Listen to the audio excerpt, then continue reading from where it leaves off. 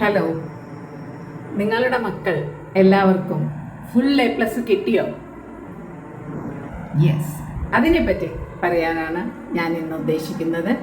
അതായത് ഇപ്പോൾ 10th result വന്നു. അതിൽ പലർക്കും ഫുൾ A+ കിട്ടിയിട്ടുണ്ട്. നിങ്ങളെല്ലാവരും സന്തോഷിക്കുന്നുണ്ടാവാം, മാതാപിതാക്കളും കുട്ടികളും ഒരുപോലെ, അല്ലേ? ഇനി ഇതാ 12th റിസൾട്ട് വരാൻ പോകുന്നു. അതിലും നിങ്ങൾ കുട്ടികളും മാതാപിതാക്കളും ഫുൾ A+ പ്രതീക്ഷിച്ചിരിക്കുന്നുണ്ടാവാം. ശരിയാണ്. പക്ഷേ 10th-ലും 12th-ലും ഫുൾ A+ കിട്ടിക്കഴിഞ്ഞാൽ അവരുടെ ജീവിതം വിജയിച്ചു എന്ന് വിചാരിക്കുന്ന മാതാപിതാക്കളുണ്ട്. അതുപോലെ തന്നെ അവരാണ് ജീവിതത്തിൽ ഉന്നത വിജയത്തിലേക്ക് എത്തുക എന്ന ഒരു തെറ്റിദ്ധാരണയുമുണ്ട്. അത് ശരിയാണോ എന്ന് ചോദിച്ചാൽ ഒരിക്കലും ശരിയല്ല. കാരണം ഇപ്പോൾ അവർ എങ്ങനെയോ ബുദ്ധിമുട്ടി എത്രയോ ഇപ്പോൾ 10th-ഉം 12th-ഉം ഒക്കെ പഠിക്കുമ്പോൾ അവർക്ക് എന്താണോ അവർ പഠിക്കുന്നത് അത് അങ്ങനെ കൊണ്ടുപോയി അപ്ലൈ ചെയ്താൽ മതി അവർക്ക് ഫുൾ മാർക്ക് കിട്ടാൻ. വേറെ ഒന്നും അവർ ചെയ്യേണ്ട ആവശ്യമില്ല. എന്താണോ അവർക്ക് പുസ്തകത്തിലുള്ളത് അതങ്ങനെ അപ്ലൈ ചെയ്താൽ മതി, ദേ വിൽ ഗെറ്റ് മാർക്ക്. പക്ഷേ അടുത്തത് 12th കഴിഞ്ഞ് ഒരു പ്രൊഫഷണൽ കോഴ്സ് അവർ തിരഞ്ഞെടുക്കുമ്പോൾ അവിടെ അതുമാത്രം പോരാ, അവർക്ക് ക്രിയേറ്റീവ് തിങ്കിങ്ങും കൂടി വേണ്ടതാണ്.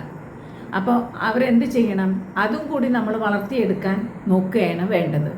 അല്ലാതെ ഇത് ഇപ്പോൾ എല്ലാ സബ്ജക്റ്റിലും A+ വാങ്ങിക്കഴിഞ്ഞാൽ ആ കുട്ടികൾ വിചാരിക്കുന്നത് അതങ്ങനെ മെയിൻറ്റെയിൻ ചെയ്ത് കൊണ്ടുപോകണം. അവർക്ക് അതൊരു റെസ്പോൺസിബിലിറ്റി കൂടിയാണ് അവർക്ക്.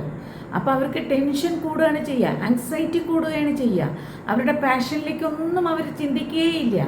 കാരണം അയ്യോ, ഞാൻ എല്ലാത്തിലും മാർക്ക് വാങ്ങിയ ആളാണ്, ഞാൻ ഇനി പ്രൊഫഷണൽ കോഴ്സിലും ഞാൻ അങ്ങനെ ആവണം, പക്ഷെ അത് പറ്റിക്കൊള്ളണമെന്നില്ല. അവിടെയാണ് അവർ തോറ്റുപോകുന്നത്. നിങ്ങളിപ്പോൾ കഴിഞ്ഞ കൊല്ലോ അതിൻ്റെ മുമ്പത്തെ കൊല്ലങ്ങളിലോ ഒക്കെ ഉള്ള റിസൾട്ട് എടുത്തു നോക്കിയാൽ നമുക്ക് മനസ്സിലാവും.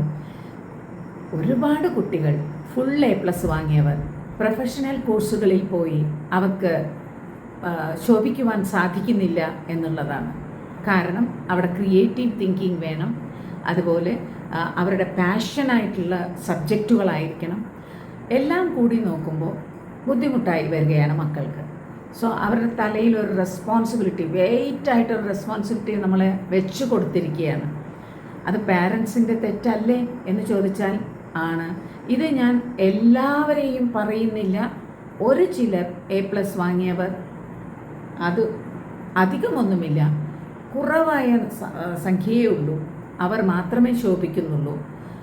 എല്ലാവരും ആയിക്കൊള്ളണമെന്നില്ല. അതുപോലെ തന്നെ മക്കളുടെ മാർക്ക് വന്നു കഴിഞ്ഞാൽ എല്ലാം A+ ആണ് എന്ന് നമ്മൾ സാമൂഹ്യ മാധ്യമങ്ങളിൽ പ്രചരിപ്പിക്കുകയാണ്.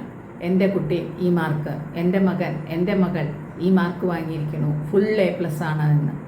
ഇത് ആ വാങ്ങാത്ത കുട്ടികളിൽ ഉണ്ടാക്കുന്ന ബുദ്ധിമുട്ട് എന്താണെന്ന് നമ്മൾ മനസ്സിലാക്കിയിട്ടില്ല. അതുപോലെ തന്നെ ഇവർക്ക് ഭാരം കൂടുകയാണ്, കുട്ടികളിൽ റെസ്പോൺസിബിലിറ്റി കൂടുകയാണ്.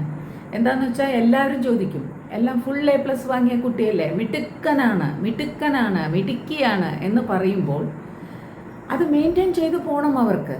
അതും ബുദ്ധിമുട്ടാണ്. സോ മാർക്ക് വാങ്ങിയാലേ ഉള്ളൂ എന്നില്ല.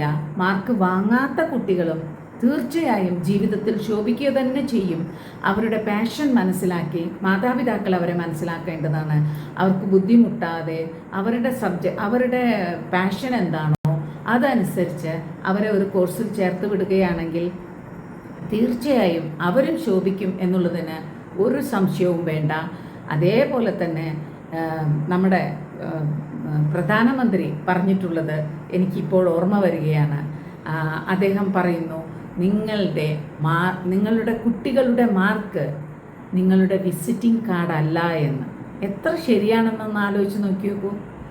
അത് നിങ്ങളുടെ വിസിറ്റിംഗ് കാർഡാണോ? നിങ്ങൾക്ക് കാണിക്കാനുള്ള ഒരിതാണോ അത്? അല്ലല്ലോ. തീർച്ചയായിട്ടും അത് നമ്മൾ ആലോചിക്കേണ്ട കാര്യമാണ്. അതുപോലെ തന്നെ അവർ പഠിക്കേണ്ടത് അവരെ പാഷൻ അനുസരിച്ച് പഠിപ്പിക്കുക എന്നുള്ളതും പാരൻസിൻ്റെ കടമയാണ് എന്നുകൂടി ഞാൻ ഓർമ്മിപ്പിച്ചുകൊണ്ട് നിർത്തുന്നു. Thank you.